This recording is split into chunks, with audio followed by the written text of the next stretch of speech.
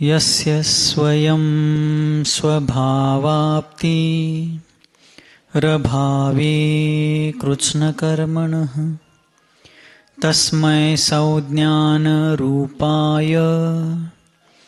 नमोस्तु परमात्मने। नमोस्तु गुरुरात्मने। नमोस्तु शुद्धात्मने। पंकनहि पंकज बनु मुक्ता बनु नसीप दीप बनु जलता रहूं गुरुपद पद्म समीप। नमो भारती भ्रम मिटे ब्रह्म बनु मैं बाल भार रहित भारत बने भास्वत भारत भाल। भार रहित भारत बने भास्वत भारत भाल।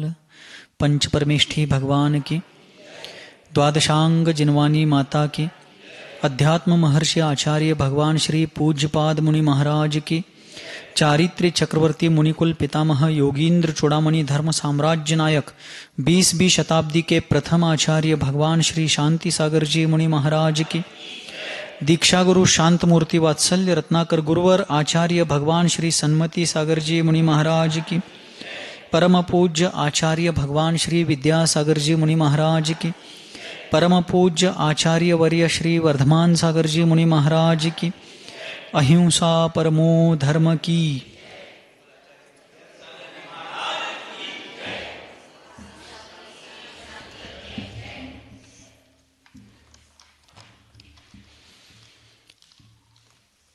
जिन्होंने अपने जीवन में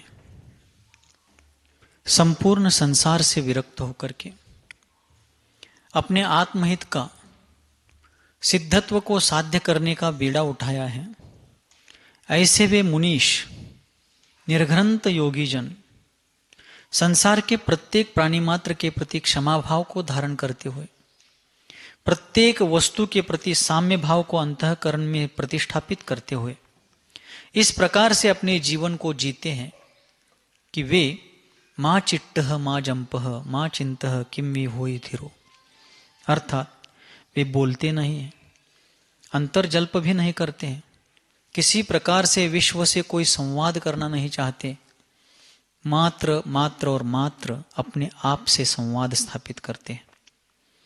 सामान्य मुनिजनों की तो बात ही क्या है, साक्षात तीर्थंकर भगवान भी जब उनका निर्वाण काल निकट आता है तो समोह शरण आदि विभूति का त्याग करके, किसका त्याग करके? समोह शरणादि विभूति का त्याग करके योग निरोध के लिए एकांतवास में जाकर के अपने आप में लीन होते हैं। वास्तव में ये सब उनके लिए औपचारिक ही है, क्योंकि वे सर्वज्ञ होने के कारण एकांत में रहे क्या और दुनिया में कहीं भी रहे क्या, वीतरागी सर्वज्ञ होने के कारण उनको उन चीजों से कोई फर्क नहीं पड़ता है। लेकिन ये एक व्यवस्था है, कहीं समोह शरण में बैठने पर उनको योग निरोध नहीं हो पाएगा ऐसा कुछ नहीं है, लेकिन उनका व्यक्तिमत्व उनका व्यक्तित्व उनकी हर क्रिया से जगत का मार्गदर्शन करता है। तीर्थंकर भगवान वीतरागी सर्वज्ञ होने के कारण समोह शरण में बैठने के बाद जब आयु का अंत निकट में आता है तब क्या उनको समोह शरण से राग छूटेगा नहीं, वो उसको छोड़ने के लिए तैयार होंगे नहीं, ऐसा कुछ नहीं है। वे वीतरागी हैं, सर्वज्ञ हैं, उनको ध्यान करने की वास्तविक वैसे आवश्यकता नहीं है, क्योंकि ध्यान मुख्य रूप से छद्मस्थ जीव करते हैं। कड़ा लगले? छद्मस्थ जीव का मतलब है केवल ज्ञान जिनको नहीं हुआ है वे जीव। छद्म का अर्थ है आवरण। छद्म का अर्थ क्या है? आवरण, या छद्म का अर्थ और भी होता है, किंतु इस प्रकरण में छद्म का अर्थ है आवरण और स्थ यानी रहने वाला। जो आवरण में ढक करके रहने वाला है वो छद्मस्त है। तो आवरण कितने प्रकार के? दो, ज्ञानावरण और दर्शनावरण। और इनका उदय कहां तक होता है? महाराज पहले गुणस्थान से 12वें गुणस्थान तक दर्शनावरण और ज्ञानावरण कर्म का उदय निरंतर है। एक क्षण के लिए भी वो खंडित नहीं होता। यदि खंडित हो जाए तो एक क्षण के लिए केवल ज्ञान होकर फिर मिट जाएगा, लेकिन ऐसा संभव नहीं है। एक क्षण के लिए भी अनादिकाल से जब तक 12वें गुणस्थान का अंत नहीं आता तब तक उसके उदय बिना जीव नहीं रहता। तो पहले गुणस्थान से 12वें गुणस्थान तक ज्ञानावरण दर्शनावरण का उदय होता है। तो इन दोनों आवरणों में जिनका ज्ञान और दर्शन पूर्ण रूप से प्रकट नहीं हो पाता है, उन दोनों आवरणों में वो ढक जाता है, छिप जाता है। ऐसे दोनों आवरणों के साथ रहने वाले जीवों को छद्मस्थ, घर में रहने वाले गृहस्थ, ध्यान में रहते हैं ध्यानस्थ, व्रती है व्रतस्थ, उसी प्रकार छद्म के साथ रहने वाले छद्मस्थ। तो पहले से 12वें गुणस्थान तक के सभी जीवों को छद्मस्थ कहते हैं। वो मिथ्या ज्ञानी हो या सम्यक ज्ञानी हो, मिथ्या दृष्टि हो या सम्यक दृष्टि हो, लेकिन ज्ञानावरण दर्शनावरण का उदय तो पहले से 12वें तक है। इसलिए छद्मस्थ अवस्था पहले से 12वें गुणस्थान तक है। इसलिए चित्त की एकाग्रता को ध्यान कहते हैं। ध्यान किसे कहते हैं? एकाग्र चिंता निरोधो ध्यान मांतर मुहूर्तात, ऐसा आचार्य महाराज ने सूत्र दिया है। तो उस ध्यान की व्याख्या करते हुए उन्होंने चित्त की एकाग्रता को ध्यान कहा है। उत्तम सहनन का नियम हो शुक्ल ध्यान शपक श्रेणी आदि की दृष्टि से यहां सामान्य व्याख्या चल रही है। अंतर मुहूर्त काल के लिए चित्त की एकाग्रता होना ध्यान है। लेकिन चित्त की एकाग्रता करने की आवश्यकता छद्मस्तों को पड़ती है। सर्वज्ञ भगवान को चित्त की एकाग्रता करने की आवश्यकता नहीं है, क्योंकि वो प्रति समय हर एक समय में संपूर्ण लोकालोक को एक साथ जानते हैं। ठीक है, मुझे आत्मा में चित्त स्थिर करना है तो मुझे प्रयास करना पड़ेगा। मुझे पुद्गल द्रव्य का स्वरूप जानना है तो मुझे चित्त स्थिर करना पड़ेगा। मुझे और किसी बारे में यहां धर्म द्रव्य अधर्म द्रव्य के बारे में जानना है, चित्त स्थिर करना पड़ेगा। लेकिन सर्वज्ञ भगवान तो ज्ञातारम विश्व तत्वानम, उनके जानने में कुछ भी शेष नहीं है, तो उनको चित्त की एकाग्रता स्थिरता करने की आवश्यकता नहीं है। इसलिए उनके जो शुक्ल ध्यान बताए हैं वे वास्तव में वैसे एक सामान्य प्रोटोकॉल, एक व्यवस्था है, किंतु फिर भी उनका व्यक्तित्व संपूर्ण विश्व का मार्गदर्शन करता है, क्योंकि तीर्थंकर जगत गुरु है। तीर्थंकर कौन है? तीर्थंकर और निर्घ्रंथ मुद्राधारी ही जगत गुरु होते हैं। कौन होते हैं? जगत के गुरु निर्घ्रंथ मुद्राधारी होते हैं। सग्रंथ मुद्राधारी जगत गुरु नहीं कहला सकते। कोण तर म्हणून घेत असेल तर काय मला पोटात दुखत नाहीये, पण वास्तविकता सांगितली। जगत गुरु कोणाला म्हणायचो? म्हणा, काय भ्यायचं काय काम नाही आपल्याला, आपण जे शास्त्रातलं आहे ते म्हणा लागलोय का नाही? जे निर्घ्रंथ दिगंबर मुद्राधारी आहेत आणि फक्त नुसता मुद्राच धारण केलेली आहेत असं नाहीये, मात्र मुद्राधारक नहीं अंतःकरण में जिनके रत्नत्रय का आविर्भाव हुआ है, उस रत्नत्रय की आराधना के कारण अनंत चतुष्टय का प्रगटीकरण उद्घाटन हुआ है, ऐसे पंच परमेष्ठी ही जगत गुरु हैं। ठीक, लेकिन उन अरहंतों का जीवन संपूर्ण विश्व का मार्गदर्शक होने के कारण वे भी अपने जीवन के अंतिम पड़ाव में समोह शरण आदि का त्याग करके एकांतवास में जाते हैं। उस घटना से अपना अनुगमन करने वाले, अपना अनुसरण करने वाले जो जीव है, उनको वे यही दर्शाते हैं कि आपको भी अपने जीवन के अंतिम पड़ाव में यदि आपके ऊपर किसी प्रकार की धार्मिक जिम्मेदारी हो तो भी उसका भी त्याग करके आपको एकांतवास में जाकर के आत्महित का पुरुषार्थ करना चाहिए। इत्यादि चीजों का रहस्य उसमें छिपा हुआ होता है। ऐसे महान मुनिजन गुरुजन क्या करते हैं? अपने आत्म साधना करने के लिए इस प्रकार का पुरुषार्थ करते हैं, समस्त जगत से अलग हो जाते हैं, विरक्त हो जाते हैं और अपनी आत्म साधना करते हैं। और ऐसा करते समय वे उसी आत्म स्वभाव में रममान हो जाते हैं कि जो आत्म स्वभाव संपूर्ण विश्व में सर्वश्रेष्ठ रूप से सुंदर है, उसमें तल्लीन हो जाते हैं। तो आचार्य महाराज को शिष्य पूछता है कि जब ऐसे साधक दूसरी जगह प्रवृत्त नहीं होते तब वे क्या करते हैं?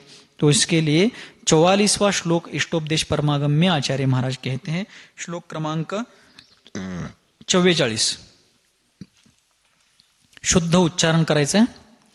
अगच्छंस्तद्विशेषाना अगच्छंस्तद्विशेषान्, शुद्ध उच्चारण, अगच्छंस्तद्विशेषान्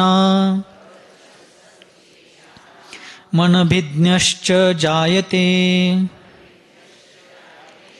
अज्ञात तद्विशेषस्तु बध्यते न विमुच्यते।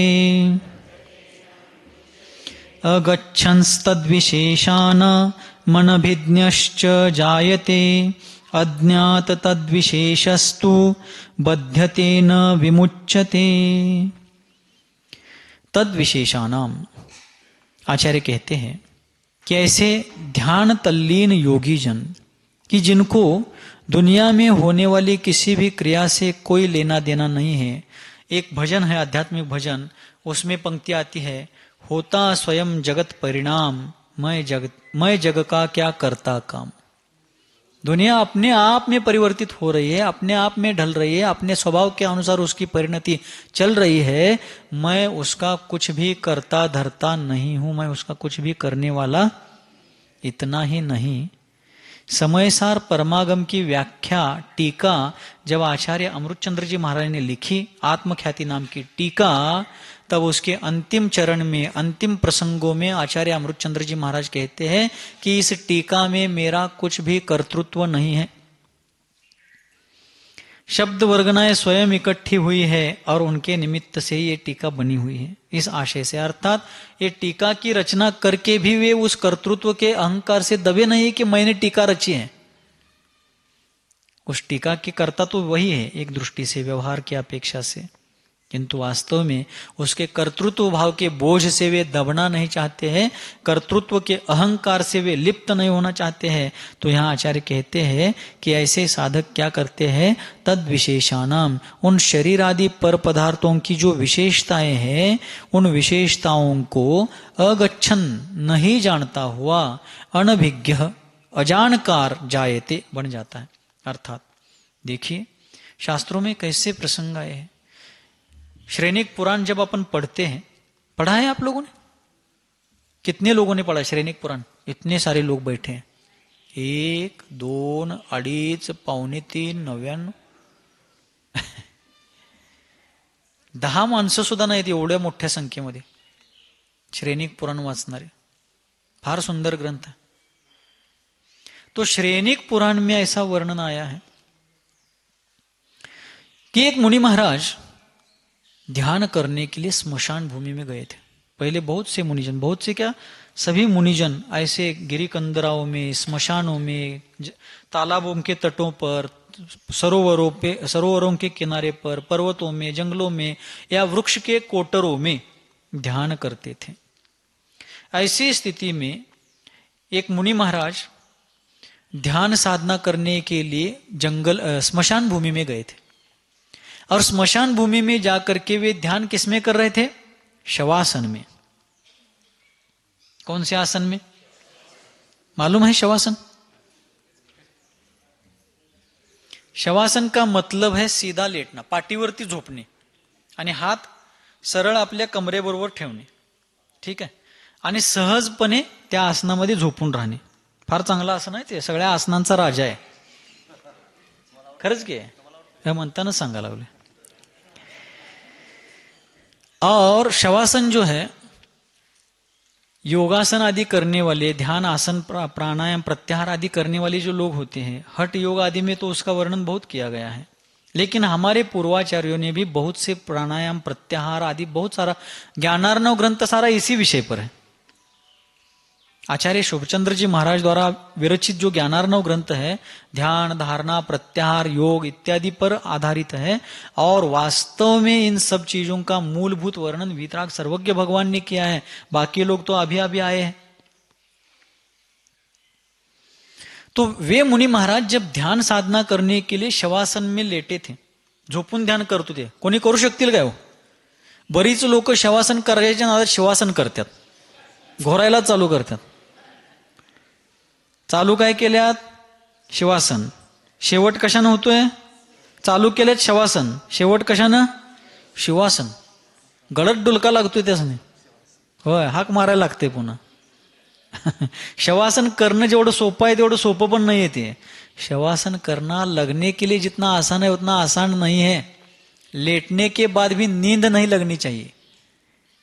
सहज रिलैक्स लेटे रहना है लेकिन नींद नहीं लगनी चाहिए. तो वे मुनि महाराज ध्यान के लिए शवासन में लेटे थे. और एक मांत्रिक था, उसको एक मंत्र सिद्धि करनी थी. क्या करनी थी? मंत्र सिद्धि करनी थी. वह मंत्र सिद्धि के लिए एक विशिष्ट विधि करता है और उसको अग्नि जला करके एक रसायन तैयार करना था. तो उसके लिए उसको अग्नि जलाने के लिए चूल्हा चाहिए था, लेकिन चूल्हे के लिए उसको पत्थर नहीं चाहिए थे. जो खोपड़ी होती ना, खोपड़ी, माणसांच्या डोक्याची कवटी, वो खोपड़ियां चाहिए थी उसको. अब चूल्हे के लिए कम से कम 3 तो पत्थर लगते हैं, उसको 3 खोपड़ियां चाहिए थी. गया स्मशान में, 2 खोपड़ियां उसको मिल गई, तीसरी ढूंढने लगा. उजाला इतना था नहीं, शाम का समय हो गया था, सूर्य डूब गया था, अंधेरा हो रहा था. और उसी समय उसको सिर्फ उन मुनि महाराज की मस्तक दिख गए. सिर्फ केशलोच किया होगा उन्होंने, तो मस्तक खोपड़ी जैसा दिखा, पूरा स्पष्ट उनका पूरा शरीर नहीं दिख पाया. सिर्फ उसने उनका मस्तक देख लिया. लाई हुई 2 खोपड़ियां उनके मस्तक के पास दोनों तरफ रख दिया और उनका मस्तक ऐसा मिलाकर 3 खोपड़ियां समझ करके उसके ऊपर पात्र रख करके उसने आग लगा दी. देखिए, ये मुनि महाराज वैसे ही बैठे हैं, वैसे ही लेटे हैं. आग जल रही है, ऊपर रखा हुआ पात्र, उसमें डाली हुई वस्तुएं गर्म हो रही, उबल रही, सब हो रहा है. वो मंत्र साधना कर रहा है, बड़बड़ा रहा है, लेकिन वे ध्यान मुद्रा में. जब जलते जलते जलते बाकी की 2 खोपड़ियां तो मृत थी, लेकिन मुनि महाराज वैसे ही लेटे थे. शरीर मस्तक जल रहा था, लेकिन वे वैसे ही उसी आसन में स्थिर थे. जब मस्तक जलते जलते ऊपर की त्वचा, ऊपर की खोपड़ी जल गई, अंदर जो ब्रेन था, वो अंदर के अवयवों को आग लगने से वो खोपड़ी सिकुड गई. आकुंचन पावलं ते, मराठीमध्ये सांगायचं झालं तर. आकुंचन प्रसरण माहिती आहे आपल्याला. तो भीतर के अवयव संकुचित हो गए, संकोच हो गया उनका. और वो अवयव संकुचित होने के कारण महाराज तो वैसे ही लेटे, वे हिले नहीं है, शरीर स्वयं रिएक्ट हो गया. उसका आकुंचन होने के कारण ऊपर का जो पात्र रखा था वो गिर गया. फिर वो मांत्रिक भूत भूत भूत करके भागने लगा. वो आया, उसने 2 खोपड़ियां और रख करके उनकी खोपड़ी को लेकर के चूल्हा जलाया, सब किया, रसायन किया, सब मंत्र साधना की. अंत में वो भाग भी गया, लेकिन महाराज वहीं पर है. तो शरीर जल रहा है, मस्तक जल जाएगा तो मैं आगे जीवित रह पाऊंगा, नहीं रह पाऊंगा. अगच्छन् तद्विशेषानाम् अनभिद्यश्च जायते. शरीर की उन पर पदार्थों की उन विशेषताओं को न जानते हुए उनके बारे में अजानकार बन जाते हैं, अर्थात उस तरफ वे दुर्लक्ष्य करते हैं और अज्ञात तद्विशेष, उन विशेषताओं पर ध्यान नहीं देते हैं. आचार्य शांति सागर जी महाराज के एक शिष्य हुए, मुनिश्री नेमी सागर जी महाराज. कुड़ची के थे वे, कर्नाटक में उगार के आगे कुड़ची है, कुड़ची के थे. उनके और एक शिष्य थे नेमी सागर जी महाराज. वे थे इसके पुत्तूर के नेमी सागर. पुत्तूर पडता है मूड बिद्री के पास. महाराज जी आपण त्या प्रभाचंद्रच्या गावाला गेलो होतो, धर्मस्थळ जवळ, तिथंच पुढे पुत्तूर आहे त्यांचं गाव, वहां के वो. तो वहां कुड़ची के एक भद्र परिणामी श्रावक ने आचार्य महाराज से दीक्षा ली थी. उनका नाम उन्होंने रखा नेमी सागर जी महाराज. तो वे नेमी सागर जी महाराज ध्यान करते समय गोडासन लगाते थे. गोडासन, नांद्र्यात फोटो लावला बा बसती त्यांचा, गुडघ्यावर उभा राहिलेला. पद्मासनामध्ये गुडघ्यावरती उभे राहून त्यांनी ध्यान करायला लागले, असा फोटो आहे बसतीत नांद्र्यामध्ये. काही काही ठिकाणच्या मंदिरांमध्ये आहे तो फोटो. तो गोडासन का मतलब कि पद्मासन अपन लगाते नॉर्मली, वे पद्मासन लगाकर घुटनों पर खड़े रहते थे और उनके घुटने इतने खड़े रहते थे, ऐसे स्ट्रेट.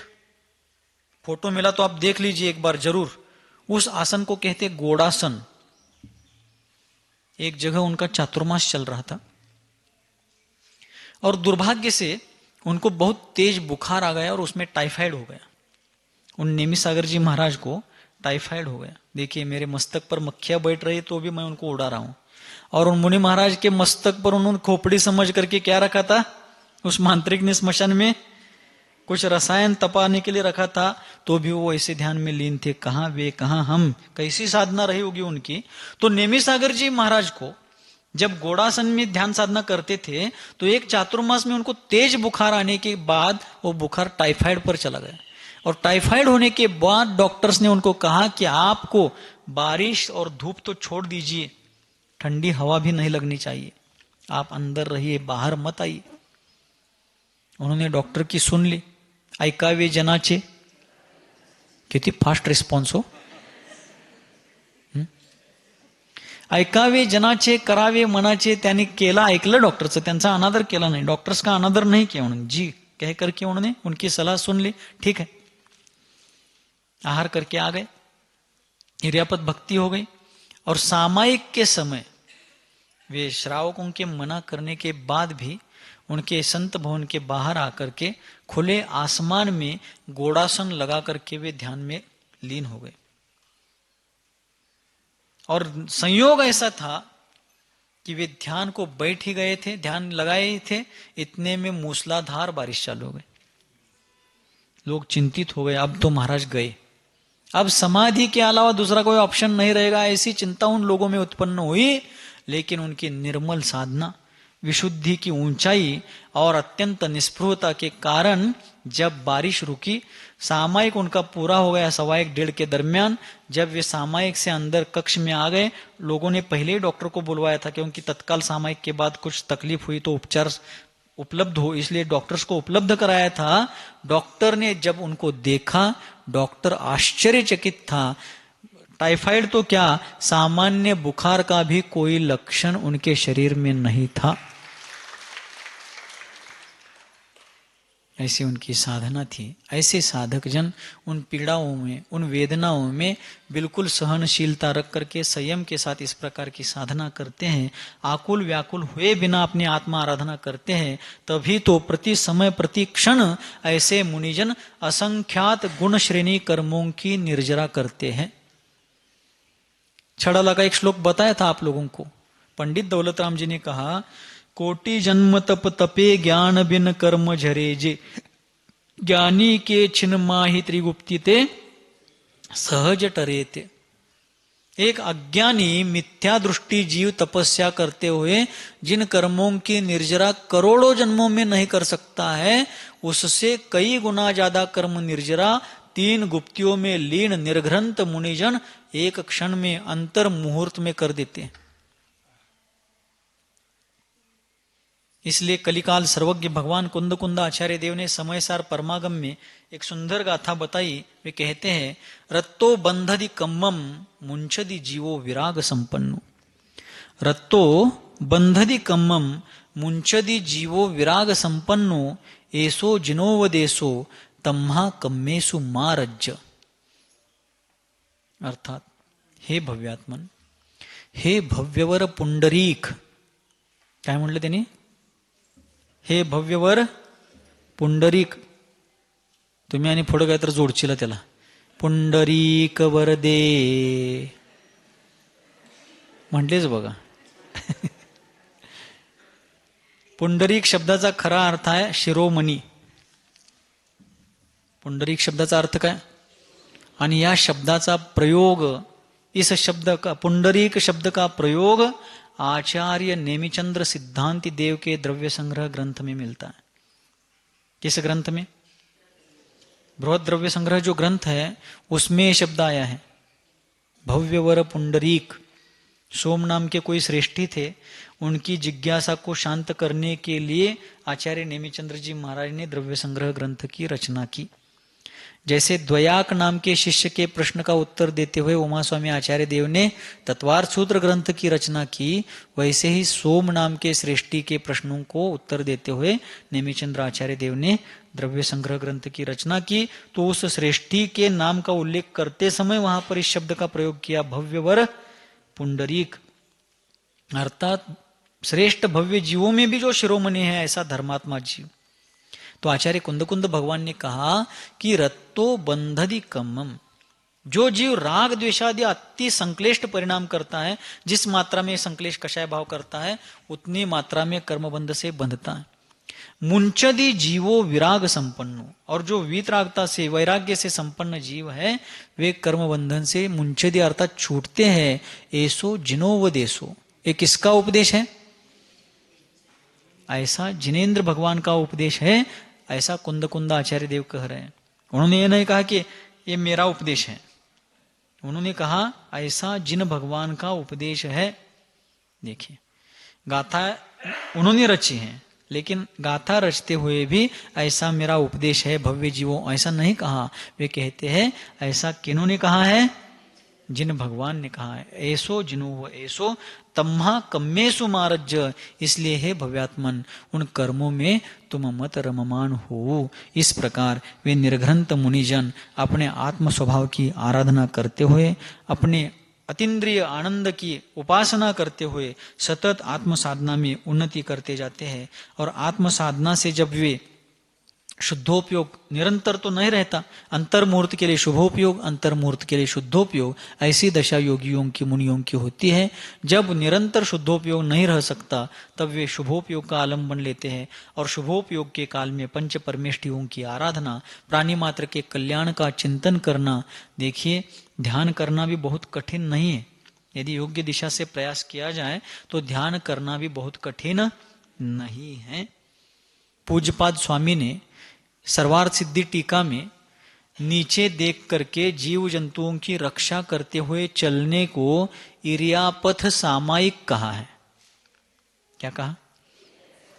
अपन आज तक उसको इरियापथ समिति कहते आए हैं, समिति तो है ही वो, लेकिन आचार्य महाराज ने कहा कि जो भद्र जीव सामान्य सूक्ष्म क्षुद्र जीवों की रक्षा की दया भावना रख करके उनको किसी प्रकार से अपने चलने फिरने के कारण पीड़ा ना पहुंचे, ऐसी करुणा से केंद्रित होकर के जब चलते हैं तब उनका चलना भी एक प्रकार का सामायिक है। सर्वार्थ सिद्धि टीका में इस बात का वर्णन आचार्य महाराज ने किया। तो ऐसे निर्ग्रंथ योगी जब शुद्धोपयोग में पूर्ण काल तक निरंतर नहीं रह सकते तो शुभोपयोग के काल में वे क्या करते हैं? पंच परमेष्ठियों का आराधन करते हैं, साथ साथ प्राणी मात्र के कल्याण की भावना करते हैं। धर्म ध्यान के 4 भेद हैं। कितने भेद हैं? कौन कौन से?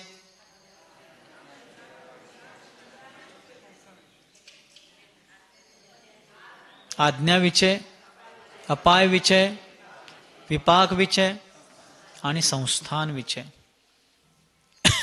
त्याचं स्वरूप समझून घेऊन इन चारों प्रकार के धर्म ध्यानों का स्वरूप समझ करके यदि हम प्रयोग करते हैं तो हम बहुत ज्यादातर धर्म ध्यान कर सकते हैं। आज्ञा विचय, इसमें भगवान की आज्ञा का ही चिंतन करना है, उसमें ही चित्त एकाग्र करना है। भगवान ने क्या आज्ञा दी है? सम्यक दर्शन ज्ञान चारित्र ही मोक्ष का मार्ग है। तत्वार्थ का श्रद्धान करना ही सम्यक दर्शन है। तत्वार्थ का यथार्थ जानना ही सम्यक ज्ञान है, और तत्व के अनुरूप प्रवृत्ति करते जाना ही सम्यक चारित्र है। इस प्रकार भगवान की आज्ञा का चिंतन करना, उसमें चित्त एकाग्र करना, यह आज्ञा विषय ध्यान है, धर्म ध्यान है। उसके बाद कौन सा भेद है? अपाय विचय। अपाय विचय में चारों गति के प्राणियों की दयनीय दशा, दुखद दशा को देख करके प्रभु से करुणा केंद्रित प्रार्थना करना कि प्रभु ये सभी जीव कर्म भारित होकर के, कर्म प्रताड़ित होकर के कितनी दुर्दशा को प्राप्त हुए हैं, दयनीय दुख भोग रहे हैं, चारों गतियों में अनेक प्रकार के संतप्त दुख भोग रहे हैं। प्रभु इनका दुख दूर हो, इन जीवों को शाश्वत सुख की प्राप्ति हो। यह है अपाय विचय धर्म ध्यान। विपाक विचय धर्म ध्यान में कर्म प्रकृतियों का शुभाशुभ फल जो होता है, उनका स्वभाव जो होता है, उसका चिंतन है। पुण्य प्रकृतियां, पाप प्रकृतियां, देशघाती, सर्वघाती इत्यादि उनका जैसा स्वरूप है, उन कर्म सिद्धांतों का स्वरूप चिंतन करते हुए उनमें ध्यान एकाग्र, चित्त एकाग्र करना, और इन कर्मों का स्वरूप समझ करके उनके स्वरूप का फल का चिंतन करते हुए, चित्त एकाग्र करते हुए उस कर्म बंधन से मैं और मेरे साथ प्राणी मात्र की मुक्तता हो, इस प्रकार उसमें चित्त एकाग्र करना, ये विपाक विचय धर्म ध्यान है। क्योंकि विपाक का अर्थ होता है फल, कर्म और कर्म के फल के स्वरूप में चित्त एकाग्र करना विपाक विचय धर्म ध्यान है। लेकिन कर्म और कर्म के फल में चित्त एकाग्र करते हुए भी इन कर्मों के बंधन से इस जीव को मुक्तता कब मिलेगी, इस पर फोकस करना उसका प्रयोजन है। और अंत में संस्थान विचय। संस्थान कोणचं घेऊया? सांगली संस्थान घेऊया का कुरुंदवाड संस्थान घेऊया का कोल्हापूरचं शाहू संस्थान घेऊया? कोणचं? यहाँ संस्थान का अर्थ कोई संस्था नहीं लेनी है। संस्थान का अर्थ है आकार, 3 लोक के आकार में चित्त एकाग्र करना। मध्य लोक का आकार कैसा है, जम्बूद्वीप का कैसा है, कुलाचल पर्वत कैसे है, विजयार्ध पर्वत कैसे है, मेरू पर्वत कैसा है, अथवा शालमली वृक्ष, जम्बू वृक्ष वगैरह कैसे है, तीर्थंकरों के शरीर का आकार कैसा होता है, समोशरण का आकार कैसा होता है, अकृत्रिम जिनालयों का आकार कैसा होता है, इत्यादि प्रकार से उसमें चित्त एकाग्र करके, और उसका प्रयोजन यह है कि 3 लोक इतना विस्तीर्ण है, और ऐसे संपूर्ण 3 लोक के प्रत्येक प्रदेश पर मैंने अनंतों बार जन्म मरण किया है। अब इस 3 लोक के भ्रमण से मुझे मुक्त होकर के उसी लोक शिखर पर मुक्तात्मा के रूप में विराजमान होना है। इस प्रकार अपने प्रयोजन तक आ जाना, ये ध्यानों का क्या है, इन ध्यानों का उद्देश्य है। इस प्रकार वे मुनिजन क्या करते हैं, शुद्धोपयोग के अनंतर जब शुभोपयोग में आते हैं तो इस प्रकार स्व पर कल्याण की साधना करते हुए अपने जीवन को सार्थक करते हैं, और समस्त परद्रव्यों से विरक्त होते हुए अपने जीवन को अपने आत्म केंद्रित कर लेते हैं। पूज्यवर क्षपक राज आचार्य श्री वर्धमान सागर जी महाराज ऐसा जीवन वर्तमान में जी रहे हैं। कल उनका निरतिचार मौन था। मौन होना और निरतिचार मौन होना अलग बात है। क्या है? मौन होना और निरतिचार मौन होना बहुत अलग बात है। मौन तो है, लेकिन कुछ इशारे कर रहे हैं, धीरे धीरे बोल रहे हैं, वो मौन कहलाएगा, लेकिन अतिचार युक्त मौन कहलाएगा। उन्होंने कल मौन धारण किया, किसी प्रकार का संकेत नहीं, एक शब्द तो छोड़ो, एक शब्द का एक अक्षर, एक मात्रा भी नहीं बोले। और उनके पास उनके द्वारा लिखी गई एक डायरी थी। उस डायरी में क्या था? आचार्य सन्मति सागर जी महाराज से लेकर के उन्होंने जितनी दीक्षाएं दी, उनके बाद इन्होंने कितनी दीक्षाएं दी, लगभग उन सभी महाराजों का जीवन परिचय इन्होंने अपने हाथों से लिखा था। बायोडेटा, ये धार्मिक बायोडेटा है। और ऐसा सब उन्होंने लिखा था। उन्होंने सारे ग्रंथ वगैरह उनका भी त्याग कर दिया है, लेकिन एक डायरी उनके पास बची थी। एक महाराज से संदेश देकर के मुझे बुला लिया और कहा, ये लास्ट मेरे पास चीज बची थी, ये भी मैं आपको सौंपता हूं, ये लीजिए, और मैं आज पूरा खाली हो जाता हूं। देखिए, जिसके नजर में सिर्फ एक ही बात है कि मुझे अब इन सभी चीजों से कोई प्रयोजन नहीं है, मुझे बस परमार्थ साधना है, इस संसार से सदा सदा के लिए विदा होना है, यही जिनका अंतिम और सर्वोच्च लक्ष्य है, वे सदैव उसी के लिए प्रयास करते हैं। ऐसे साधक आज हमें देखने को मिल रहे हैं। ये हमारा जन्म जन्मांतर का पुण्य है। कैसा पुण्य है? जन्म जन्मांतर का पुण्य है। अभी मरण कंडिका के स्वाध्याय में अपन ने क्या देखा? बनारसी दास तरसते थे कि हमें हमारे गुरु नहीं दिख रहे। आज हमें गुरु तो दिखे ही नहीं, मिले भी, सिर्फ गुरु देखने को मिले नहीं, हमें गुरु मिले। और आज तो उनकी जीवन की सर्वोच्च साधना देखने का भी सौभाग्य हमें प्राप्त हुआ है। आज वे उस परीक्षा के लिए आगे बढ़े हुए हैं जिस परीक्षा से दुनिया सदैव पलायन करती आ रही है। लेकिन उस परीक्षा के लिए जब वे सामने जा रहे हैं तो उनको चाहने वाले हम सभी लोग, थोड़ा सा हमारे मन में खेद उत्पन्न होना स्वाभाविक है, क्योंकि हम वीतरागता के उपासक होते हुए भी वर्तमान में हम रागी द्वेषी हैं। हम उपासक किसके हैं? वीतरागता के। लेकिन अभी हम वीतरागी बने नहीं हैं, हम रागी द्वेषी जीव हैं। भले उस राग द्वेष में तारतम्यता आई हुई है, लेकिन फिर भी हम अभी भी रागी द्वेषी जीव हैं। लेकिन रागी द्वेषी जीव होते हुए हमें उनके संलेखना के निमित्त से थोड़ा सा खेद भाव होना, खिन्नता होना, ये स्वाभाविक है। एक आंख में उनके वियोग के वेदना का दुख होगा, लेकिन दूसरी आंख में उन्होंने जिस प्रकार संलेखना साधी, हमारे आचार्य इस प्रकार वीर मरण से मरे हैं, इसका जवाब देने के लिए हम दुनिया में अभिमान से विहार करेंगे। आप उनको चाहने वाले लोग जीवन भर अभिमान से बताएंगे कि हमने जिनको गुरु माना है उन्होंने अपने जीवन का समारोप इस प्रकार से किया। क्या नहीं मानता है? और सिर्फ ये बताने के लिए नहीं, हमें भी उनका अनुकरण करना है। तो इस प्रकार उनका जीवन है, उनकी साधना निरंतर लक्ष्य की ओर बढ़ रही है। आज सुबह आहारचर्या में मरण कंडिका और भगवती आराधना ग्रंथ में बताई गई विधि के अनुसार, निर्यापक श्रमण सिद्धांत सागर जी महाराज के निर्देशनानुसार उनको आहार में सिर्फ वो छाछ जल इतना ही ले रहे हैं, लेकिन एक विधि के रूप में शास्त्र में उल्लेखित है, उस बात को पूरा करने के लिए उनको सभी प्रकार के भोज्य पदार्थ व्यंजन आहार के समय दिखाए गए। उन्होंने उसको देखना, उसको लेना ये तो छोड़ ही दीजिए, उसको देखा तक नहीं, बस सुन रहे थे, जो बताने वाले बता रहे थे वे सुन रहे थे, सबका सुना उन्होंने, लेकिन अंत में उन्होंने हाथ इतना कर दिया, हटाओ ये सब, मुझे इसमें कोई रस नहीं है, मुझे निज रस पीना है।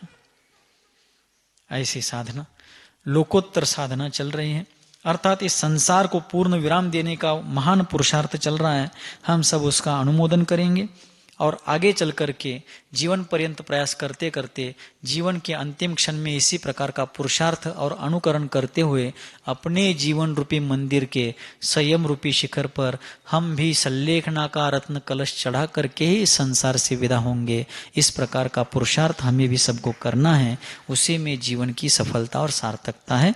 इन्हीं मंगलमय भावों के साथ जिनके हृदय रूपी पद्म सरोवर से विश्वव्यापी वात्सल्य की लोक कल्याणकारिणी धर्मगंगा सर्वजन सुखाय और सर्वजन हिताय इस लोकोत्तर भावना से निरंतर और निर्व्याज रूप से बहती है, जो वर्तमान धर्म तीर्थादिनायक भगवान सन्मतिनाथ के लघुनंदन हैं, जो चारित्री चक्रवर्ती आचार्य भगवान श्री शांति सागर जी महामुनिराज की मूल संघ आचार्य परंपरा के आभूषण स्वरूप हैं, जिनका जीवन मानवता का मानदंड और उदारता का उदाहरण है, मूलाचार ही जिनका साधन है और समय सार ही जिनका साध्य है, जो धर्मरथ के समर्थ सारथी हैं, संसार समुद्र में डूबने वालों के लिए जो अभेद्य धर्म नौका है, जो अज्ञान अंधकार में भटकने वालों के लिए रत्नत्रय के रत्न दीप है, जिनका जीवन सहजता और सरलता के कारण सुंदरता से भी सुंदर है, ऐसे मेरे जीवन के सर्वे सर्वा भाग्य विधाता सन्मति सागर आचार्य देव के त्रिभुवन सुंदर लोकपूज्य चरण कमलों में यही प्रार्थना करता हूँ कि हे गुरुदेव, सभी की मति सन्मति हो और सभी की गति पंचम गति मोक्ष गति हो। इन्हीं मंगलमय भावों के साथ बोलिए गुरुवर आचार्य भगवान श्री सन्मति सागर जी मुनि महाराज की